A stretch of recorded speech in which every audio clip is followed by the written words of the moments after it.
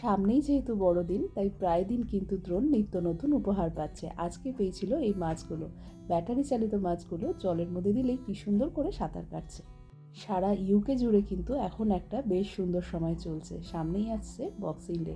আর যেহেতু boxing day, তাই কিন্তু প্রচুর জিনিসপত্রের ওপর ছাড় পাওয়া যাচ্ছে। তাই ভাবলাম যে বক্সিং ডের দিন তো অবশ্যই বেরোবো, কিন্তু তার আগেও একটু দোকান বাজার ঘুরে দেখে আসি কোন কোন জিনিসের ওপরে ছাড় চলছে। সামনেই বড়দিন, আর আমাদের সিটি সেন্টারে বড়দিনের অনেক আগে থেকেই মেলাটা বসেছে। আর প্রত্যেকটা সময় কিন্তু এই মেলাটা বিশেষ জাঁকজমক হয়ে থাকে। আজকেও কিন্তু সেরকম একটা দিন, দিনের বেলা, তাও কিন্তু লোকজনের ভিড় কম নেই। তো চলে আসলাম সিটি সেন্টারে। এখন একটু দোকান দোকান ঘুরে দেখার পালা কী কী জিনিসের ওপরে ছাড় চলছে।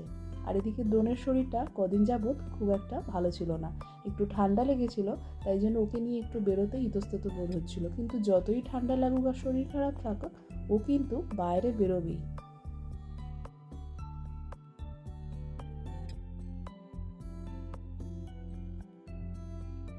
জামা কাপড়, সাজার সামগ্রী থেকে শুরু করে অনেক জিনিসের ওপরে ছাড় চলছে।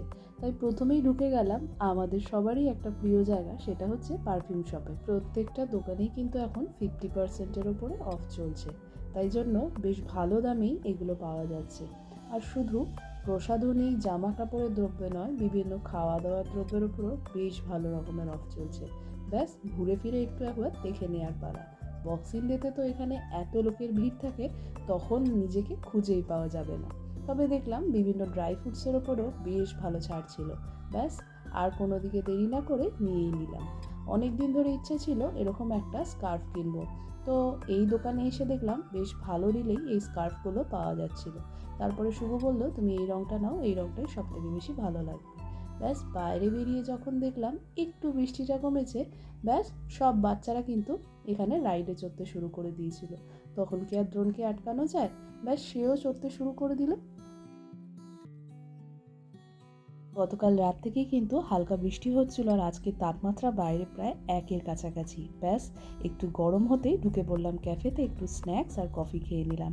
বাড়ি ফিরে দেখলাম মা রান্না করেছিল এখানে লাউ দিয়ে ডাল, আর তার সাথে স্যামন মাছের কাটা। স্যামন মাছের কাটা কিন্তু এখানে প্রায়ই পাওয়া যায়, আর আমরা খেতেও ভালোবাসি। আর এদিকে শীতের রাতে একটু মোমো না হলে চলে। তাই আমি কিন্তু সন্ধ্যে থেকেই প্রস্তুতি নিয়ে নিয়েছিলাম মোমো বানানোর। এই মোমো আর মোমো স্যুপ, এটা কিন্তু শীতকালের রাত্রে আমাদের প্রিয় খাবার। আজকে সারাদিনটা কিন্তু আমরা এভাবেই কাটালাম। সামনে বড়দিন, আর আমাদের ছুটিও পড়তে চলেছে। আশা করি সামনের দিনগুলো বেশ ভালো কাটবে।